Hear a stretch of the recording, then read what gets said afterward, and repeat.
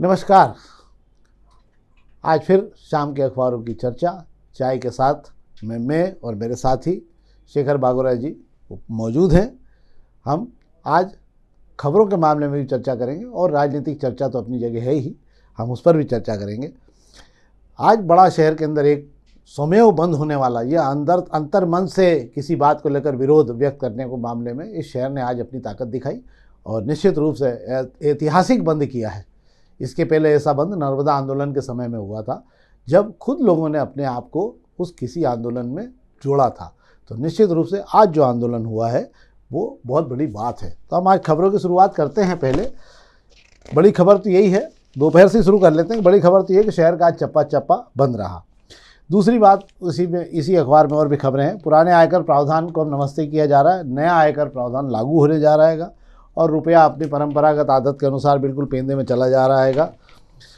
और अभी इस मामले में कुछ किया नहीं जा सकता क्योंकि देश और भी मुद्दों पे लड़ाई लड़ रहा है। बाकी कागजों पे उलझी हुई है दो बड़ी योजनाएं, बाकी सब सामान्य खबरें हैं। हाँ, ये जरूर इंदौर के बाद उज्जैन और रीवा में भी 2 IT पार्क खुलेंगे। मुख्यमंत्री की बड़ी इच्छा है कि वो इंदौर की तरह उज्जैन को भी औद्योगिक शहर बना दें और इसीलिए उन्हें विक्रम नगरी वगैरह तमाम जगहों पर उनके यहाँ भी भूखंड खत्म हो गए औद्योगिक क्षेत्र में।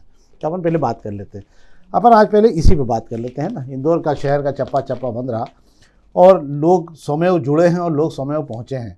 क्या रहा आंदोलन और कैसा रहा? आपकी आंखें तो गई होगी संजय वहाँ। आज इंदौर में जिस तरीके का जन सैलाब सड़कों पे उतरा है, मुझे मेरी इतनी उम्र में मैंने पहली बार देखा है, जिसके लिए ना होर्डिंग लगाना पड़े, ना प्रचार करना पड़ा, ना किसी तरह की कोई खटकर्म करना पड़े। लोग अपने मन से निकल कर आए हैं और व्यापारिक संगठनों ने मन से अपने कारोबार को बंद रखा दोपहर 12 बजे तक। शहर का राजवाड़ा वो इलाका है जहाँ कई लोगों की शुरुआत, सुबह की शुरुआत पोहे जलेबी से होती है। सबसे बड़ी बात है कि वो दुकानें भी बंद थी और इस शहर के लिए कहा जाता है कि राजवाड़ा की अगर खाने पीने की दुकानें बंद रह गई मतलब शहर बंद रहा है। और वाकई एक बड़ा आंदोलन जो आज शहर के लोगों ने एकजुटता होकर दिखाया है, उससे साबित होता है कि इंदौर वाकई में जो मोदी जी कहते हैं इंदौर दौर नहीं, शहर नहीं एक दौर है, वो आज देखने को मिला। हाँ, अपन ये भी एक दौर था और वो भी एक दौर था। अपन सब दौर देखने वालों में अपना नाम लिखा के जाएंगे अपन। मुझे एक बात जो समझ में नहीं आती है शेखर जी, जो मैं पूछना भी चाहता हूँ कि सरकार आपकी है तो सरकार खुद क्यों नहीं खत्म हो जाती? अडानी की बिजली वहाँ पे है, अडानी की बिजली बंद करा दो तो आधा बांग्लादेश तो यूँ अंधेरे में हो जाएगा। और दूसरी चीज़ें ये है कि आप अपना विदेश मंत्रालय का वहाँ कार्यक्रम बंद कर दीजिए। आप बहुत सारी चीज़ें, पर हो ये रहा है कि सरकार कुछ नहीं करी, हम ही यहाँ कुछ ना कुछ कर रहे हैं। हालांकि इससे मैं समझता हूँ कि एक मैसेज जाना चाहिए, एक संदेश जाना चाहिए कि कहीं पे भी कुछ हो रहा है अगर, तो हमें भी वहाँ जो लोग अकेले पड़ रहे हैं उनके साथ कुछ लोग खड़े हैं, ये भी होना चाहिए। पर कहीं सरकार के कदम भी तो दिखना चाहिए थोड़े बहुत। मुझे लगता है कि इस तरीके के आंदोलन से सरकार पे दबाव बना के और सरकार को आगे इंटरनेशनल एजेंसियां जो हैं, जो पूरे देशों में एक तालमेल बनाने की जो कोशिश करती है, उन पर दबाव बढ़ाने की ज़रूरत है।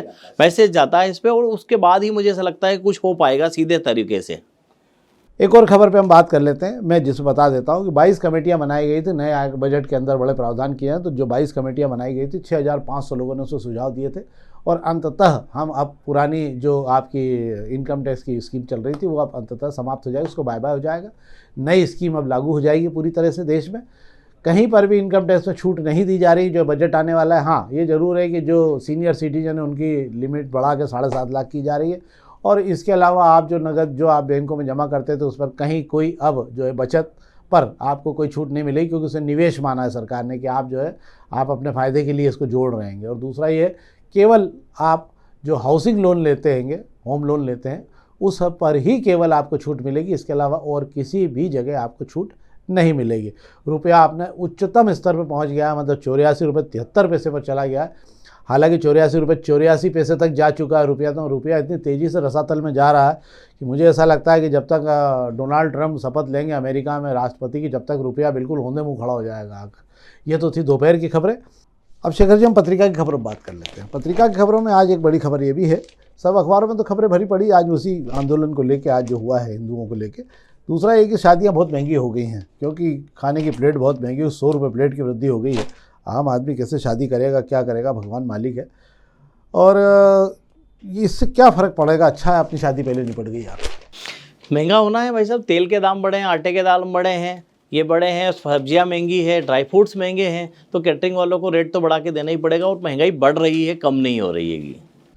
हाँ, अभी देश के सामने और भी बहुत सारे मुद्दे हैं, इसलिए मुझे ऐसा लगता है कि महंगाई की तरफ ध्यान नहीं भी देना चाहिए अपने को, क्योंकि इस समय जो बहुत सारी चीज़ें खतरे में अब भी लोग है। आदी हो गए हैं महंगाई के। हाँ हाँ, ये बात भी है, महंगाई के लोग आदी हो गए। एक ज़रूर इसमें खबर अच्छी है, ये भी यार, इस बड़ी दुखद खबर है हालांकि, कि 11 माह में दुर्घटनाओं में इस शहर में लगभग 272 जानें गई हैं।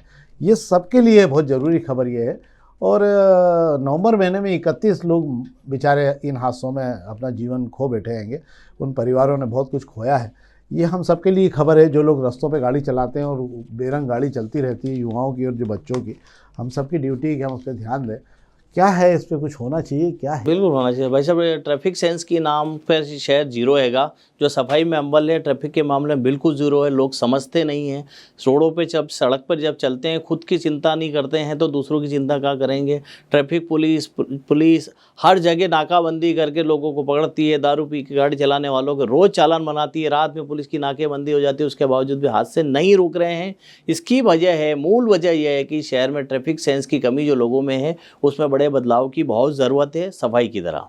सही बात है, इस पे भी कुछ होना चाहिए। जब तक इनको पीछे से नज़र नहीं रहेगी इन पे नियंत्रण की, और इनके घर चालान नहीं पहुंचेंगे ना, जब तक लोग डरेंगे नहीं, और जब तक इनकी गाड़ियाँ नहीं। अब हम प्रभात किरण की खबरों की बात कर लेते हैं। प्रभात किरण में भी खबरें वही हैं जो खास खबरें हुआ करती थी। आज जो हिंदू आंदोलन हुआ है उसको लेकर, और आज प्रभात किरण का पेज बड़ा अच्छा लगा यार, सुंदर लगा है पेज मुझे। मैं उसकी देख लो भैया, इसको आप भी देख लो, देखना चाहते हो तो देख सकते हो आप प्रभात किरण की खबरों में। आज पंडित सौगात मिश्रा का जन्मदिन भी मैं सोचता हूँ बड़ा जम के बनाया गया है। और केवल सौगात मिश्रा आपको अखबारों में दिखते हैं, भाजयुमो के युवा नगर अध्यक्ष हैं ये, भाजयुमो के नगर के, केवल अखबारों के विज्ञापनों में ही दिखते हैं। मेरे को आज तक इनका कोई ऐसा बड़ा आंदोलन दिखा नहीं। इनकी कोई क्या है, ये बस 2-4-5 लाख रुपए जन्मदिन पे खर्च कर लेते हैं और बाकी कुछ रहता नहीं। पर अपन इसी राजनीति में बात कर लेंगे। प्रभात किरण बाकी तो सब सामान्य खबरें हैं, बाकी कुछ नहीं है ऐसा जिस पर कोई हम बात कर सकेंगे, क्योंकि नियमित खबरों से ही भरा पड़ा हुआ है अखबार। तो हम अग्निमाण की खबरों की बात कर लेते हैं। अग्निमाण में भी सब वही खबरें हैं। दिल खोलकर शहर बंद हो गया, और एक स्वर्ण मंदिर में फायरिंग हुई, कोई खास वो नहीं है। लाल बाग भगवा हो गया है, ये भी अच्छी बात है। आज़ाद दर्जन चौराहे लेफ्ट जो चौराएँगे। और सर्दी, इसी के बाद थोड़ा सा हल्की सी गर्मी का एहसास होने लगा है, बिना कुछ अंदर पहने हुए गर्मी का एहसास हो रहा है। ये खबर भी अच्छी है यार। इसमें MR12 का निर्माण फिर तेज़ी से शुरू हो गया। ये इतनी बार तेज़ी से शुरू हो रहा है, मेरे को देखते देखते करके 12 साल हो गए, और 12 साल में पिछला सीजन से निपटा, उसके पहले से इस पर तेज़ी से काम शुरू हो रहा है। ये कितनी तेज़ी से हो रहा है यार काम, ये कि मतलब ये तेज़ी कब खत्म होगी इसकी, कि अभी तक आधा भी नहीं, पाव भी नहीं बन पाया ये तो। MR12 की तेज़ी की खासियत ये है कि जब ये काम शुरू करते हैं तब अफसर यही कहते हैं कि तेज़ी से काम चलेगा अब, और वो कुछ दिनों बाद ठाई ठाई ठूस हो जाता है। फिर वो जो कछुए की चाल पे आ जाता है वापस, अपनी खरगोश की चाल का दावा किया जाता है। यहाँ पे एक बोर्ड लगा देना चाहिए, अगर जीवन में कोई काम तेज़ी से देखना हो आपको कैसा होता है, तो उसके लिए MR12 पे आइए, हम आपके चाय नाश्ते की व्यवस्था करके रखेंगे, ताकि कम से कम लोगों को ये तो मानना पड़े कि इस शहर में काम शुरू होने की गारंटी, खत्म होने की गारंटी नहीं। साली यार बड़ी दुखद बात है। ये पिछले सीजन से चल रहा है काम, अगला सीजन आने वाला है, अभी बना नहीं है, मुझे लगता है आगे बनेगा भी नहीं है।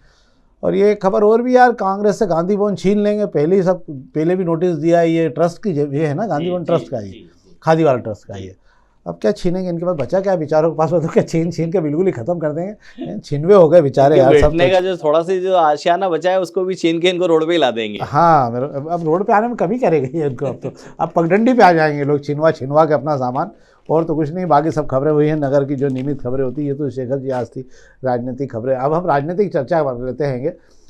शहर की खबरों की तो बहुत सारी बात होगी। हमारी राजनीतिक चर्चा में हमने कल भी बात की थी, बबलू शर्मा, टीनू जैन वगैरह की बात भी की थी हमने, और महापौर की बात भी की थी हमने, और विधानसभा में बांट दी थी हमने। अब आज हम बात कर लेते हैं। मुझे लगता है जो नए उभरते लोग हैं उसमें एकलव्य की बात करते हैं, एकलव्य सिंह गौड़ की, और वे निरंतर 4 नंबर में ही सक्रिय हैं वे, और अपने 4 नंबर में उन्होंने जगह भी बना ली है। और माननीय गौड़ के बाद में उन्होंने अपनी एक विशेष पहचान भी कुछ अलग तरीके से बना ली है। वो एक बड़े आक्रामक नेता के जो उनके पिता के गुण थे वो उनमें देखने को मिलने लगेंगे। मतलब जो आक्रामक राजनीति लक्ष्मण सिंह गौड़ किया करते थे वो उन्होंने शुरू की, और इसी प्रकार बहुत सारे हिंदू के मामलों में, आंदोलन में, इसमें सब जगह वो खड़े मिलते हैं। मुझे लग रहा है कि भविष्य में वो 4 नंबर के दावेदार वही रहेंगे। मेरे को लगता है फिर महापौर और उनके बीच में कंपटीशन रहेगी, कौन को टिकट मिलेगा, ये तो बात की बात है।